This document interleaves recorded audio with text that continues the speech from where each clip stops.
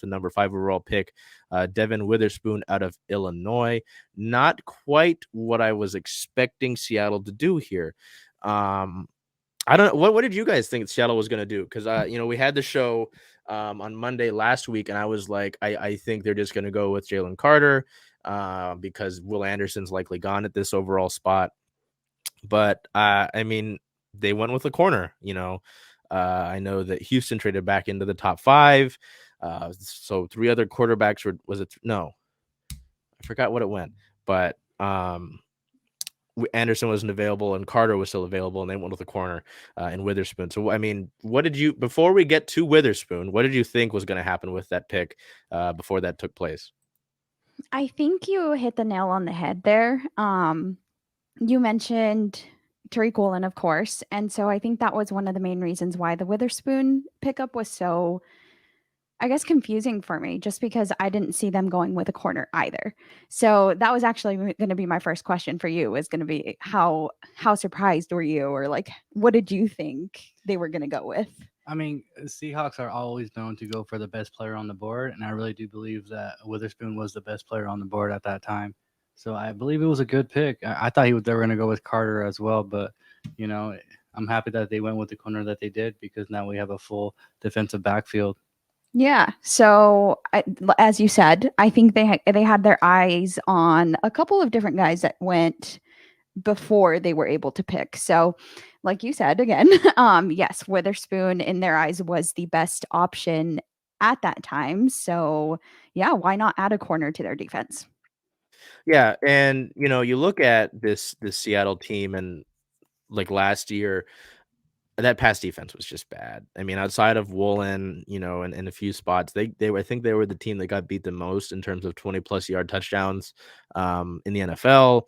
I think I talked to Bell about this during the year. I was like, Mike Jackson's gone from this team next year. I think I said that verbatim. And I mean, he was able to start, which is fine, but I think you need more in this league with the way their teams are passing. I mean, look at the 49ers, right? You got to match up with the 49ers somehow. They're in your division. You're going to play them at least twice a year. They played them 3 times last year, as we saw with the wild card round.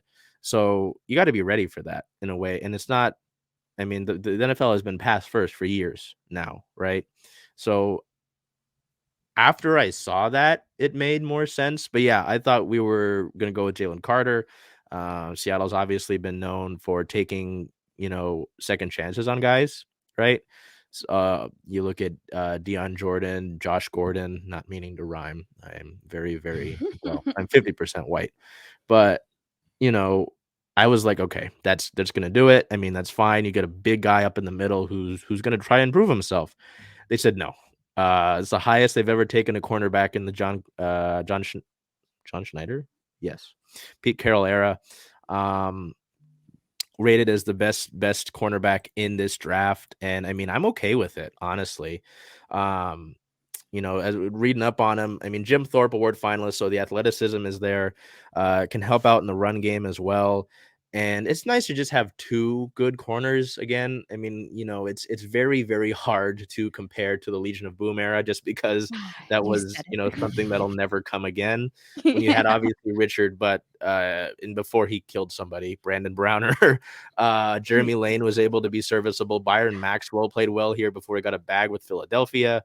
Walter Thurman III was great in the slot.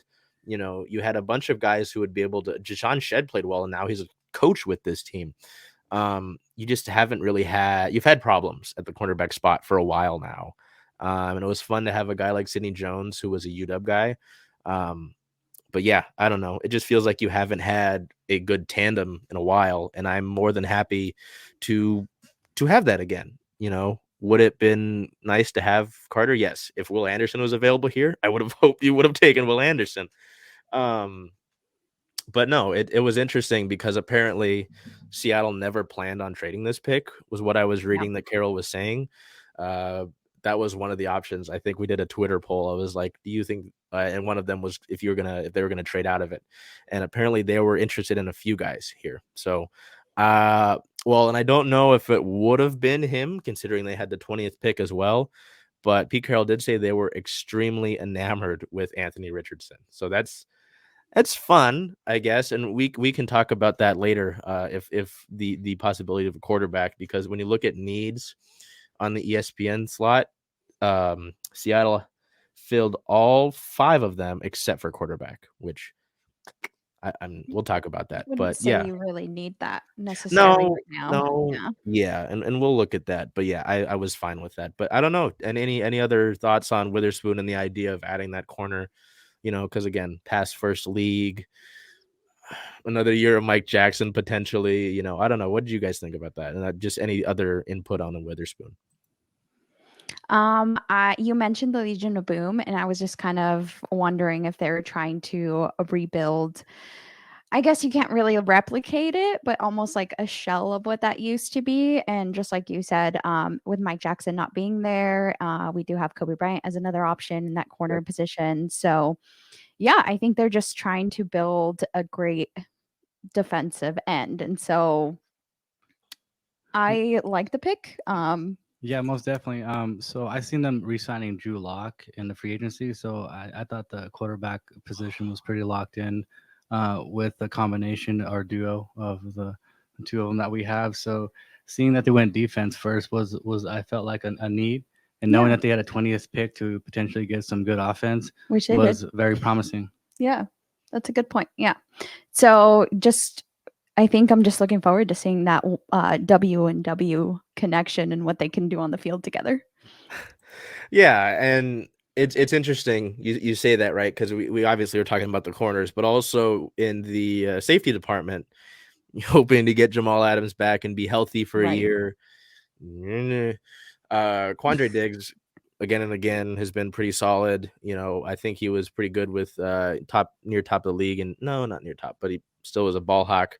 Last year, you signed Julian Love, which was a fun signing, considering he wore the C for the Giants last year, and now he's like a third safety for Seattle.